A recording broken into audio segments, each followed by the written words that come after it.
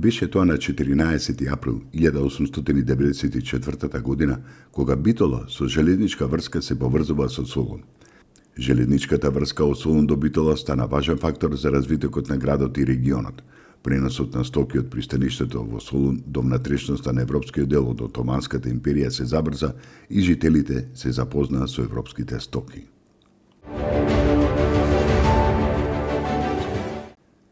На 14 април 1912 година, британскиот патнички пароброд Титаник на своето прво патување преку Атлантикот кон Њујорк удрил во Санта Мраз во Северниот Атлантик и потонал следното утро, при што загинале 1503 лица.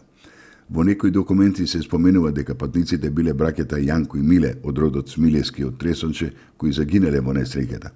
Стојко Додоловски од село Чучар останал жив откако успел да довати еден појас и рипне од 15 метарската височина, гонет од единственото чувство за живот.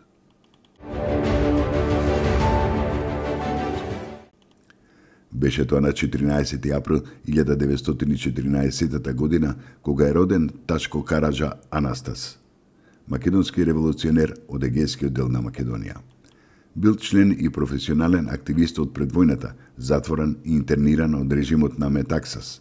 Во 1941 година бил функционер на ОКНЕ за Егејска Македонија и секретар на окружниот комитет на Комунистичката партија на Грција за Катеринско. На 8 април 1942 година е фатен од Гестапо и осуден на смрт и стрелан на 23 мај во Солун.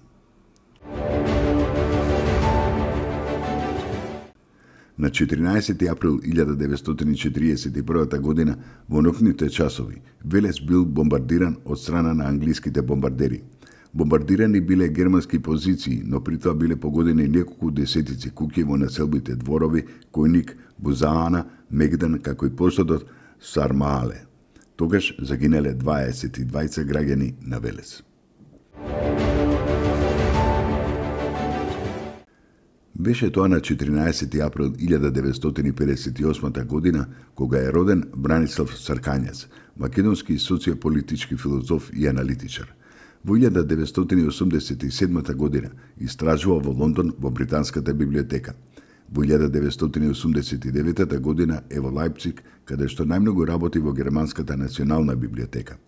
Саркањац е редовен професор на Филозофскиот факултет во Скопје, каде ги предава предметите филозофија на политиката, социологија на медицина, социологија на здравјето и болеста и современи теории на управување. Работел и како советник во македонската влада. Активен е во локалната власт како советник и претседател на Комисијата за образование во општина Центар. Неделниот весник Глобус го вбројува меѓу 100 највлијателни луѓе во Македонија. На 14 април 1991 година во Гевгелија умре Илија Џаџев, македонски културен деец, професор и писател, најистакнат интерпретатор на хавајски песни. Тој има објавено и 19 стихозбирки, а напиша и околу 8000 афоризми. Роден е во Гевгелија на 5 октомври 1926 година. Беше тоа на 14 април 1994 година, кога цариниците во Република Македонија за прв пат го одбележаа својот празник Ден на царинската служба на Република Македонија.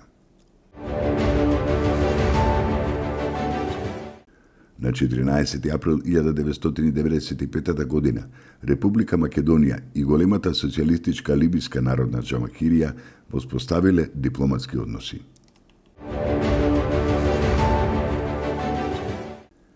Беше тоа на 14 април 1997 година, кога почина Видое Подгорец, еден од најплодните македонски писатели, патописец, поет, раскажувач и романописец за деца и возрастни.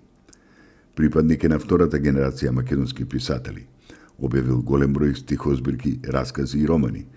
Најпрвин работел како учител, а потоа како наставник и професор. Во 1962 година се вработил во Скопје, во Нова Македонија, односно во редакцијата Детска радост како уредник на детските списанија Другарче и Наш свет. Својот работен век го завршил како директор и главен уредник на новинско-издавачкото предпријатие Наша книга. Бил член на Друштвото на писателите на Македонија од 1958 година. Подгорец спаѓа во редот на најпопуларните и најплодните македонски писатели. Само во првите 10 години од своето творештво веќе објавил околу 30 книги. Тој е автор на неколку телевизиски сценарија за детски игри, како и на 2 радиодрами за деца. Во 1969 година издавачката куќа Наша книга од Скопје објави избор од делата на Подгорец во 10 книги.